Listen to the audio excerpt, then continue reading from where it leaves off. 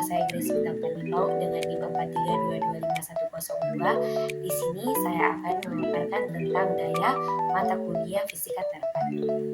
Baik, sebelum saya melanjutkan menjelaskan lebih jauh, ada pun yang ingin kita ketahui, adapun tugas saya yaitu pertama, jelaskan dengan kata-kata Anda sendiri apa yang diketahui dengan daya. Mengapa daya menjadi parameter penting dalam fisika dan teknik, sertakan contohnya. Yang kedua itu, pilih dua perangkat elektronik atau mesin yang memiliki fungsi berbeda, misalnya lampu pijar dan motor listrik. Nah, dari situ lakukan analisis seperti tentukan daya yang digunakan masing-masing perangkat, kemudian hitung energi yang digunakan dalam 1 jam dan bandingkan hasilnya, dan yang terakhir itu bagaimana efisiensi dari alat tersebut. Apa sih itu daya? Nah, daya adalah besar energi yang digunakan atau kerja yang dilakukan setiap satuan waktu. Nah, cepat sebuah alat itu menggunakan energi untuk bekerja. Nah, adapun satuan dalam daya itu adalah watt. Nah, adapun persamaan dalam daya atau watt itu sama dengan daya sama dengan usaha dibagi dengan waktu.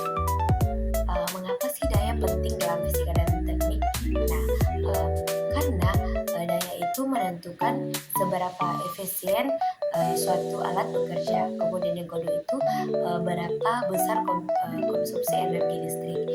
Ketiga itu seberapa besar cepat suatu mesin dapat menyelesaikan tugasnya. Dan yang terakhir itu besarnya biaya listrik yang harus dibayar.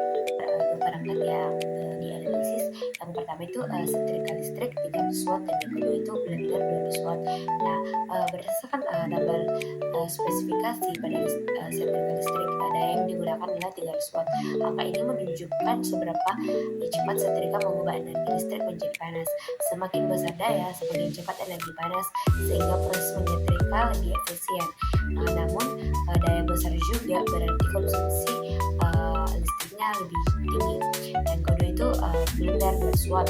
Nah, pada blender yang dianalisis, daya yang tertulis adalah 200 watt. Nilai ini menunjukkan kemampuan blender dalam memutar pisau dengan cepat. Blender berdaya lebih besar, bisa menghancurkan bahan keras seperti es batu dan kacang dalam waktu lebih singkat. Nah, daya berpengaruh langsung pada kecepatan dan kekuatan putaran motor blendernya. Adapun perhitungan energi dalam 1 jam itu, rumus energi itu P kali T, di mana P-nya itu 300 watt diubah menjadi 0,3 kW dan T-nya itu 1 jam. Nah, untuk mencari E-nya itu atau energinya 0,3 kW dikali dengan waktunya 1 jam. Nah, menghasilkan 0,3 kWh. Artinya, jika dipakai 1 jam, setrika menghasilkan 0,3 kWh energi listrik. Nah, ini termasuk tinggi karena setrika memang menghasilkan energi panas yang besar. Kemudian pada blender yang 200 watt, rumusnya itu sama, P kali T, di mana P-nya itu 200 watt diubah menjadi 0,2 kW, T-nya itu 1 jam. Nah, untuk mencari energinya, P dikali T, 0,2 kW dikali dengan 1 jam menghasilkan 0,2 kWh. Artinya jika blender digunakan selama 1 jam penuh, maka energi yang dihasilkan itu adalah 0,2 kWh.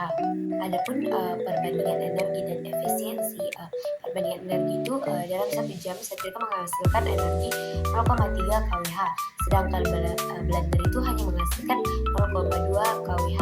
Nah, artinya setrika lebih boros dibanding blender karena membutuhkan panas yang tinggi dan bekerja lebih lama.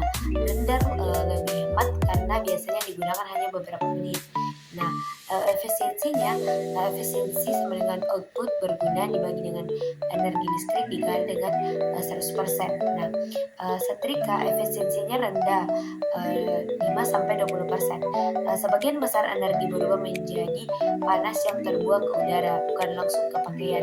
Karena itu setrika termasuk perangkat boros energi. Sedangkan blender adalah efisiensinya itu lebih tinggi, 60-80%. Uh, karena energi listrik banyak berubah menjadi tenaga putar motor, sehingga lebih efisiensi. Selain itu, waktu pemakaian blender jauh lebih singkat.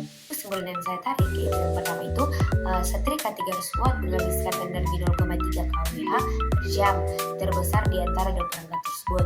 Yang kedua itu blender 300 watt menghabiskan 0,2 kWh per jam, tetapi kenyataannya pemakaian sangat singkat sehingga lebih hemat. Nah, yang ketiga itu setrika dinilai kurang efisiensi karena panas banyak terbuang dan digunakan lama. Terus yang keempat itu blender lebih efisiensi dan hemat, khususnya karena waktu pemakaiannya itu sangat singkat. Dan yang terakhir itu pemilihan dan cara penggunaan perangkat mempengaruhi konsumsi listrik rumah tangga.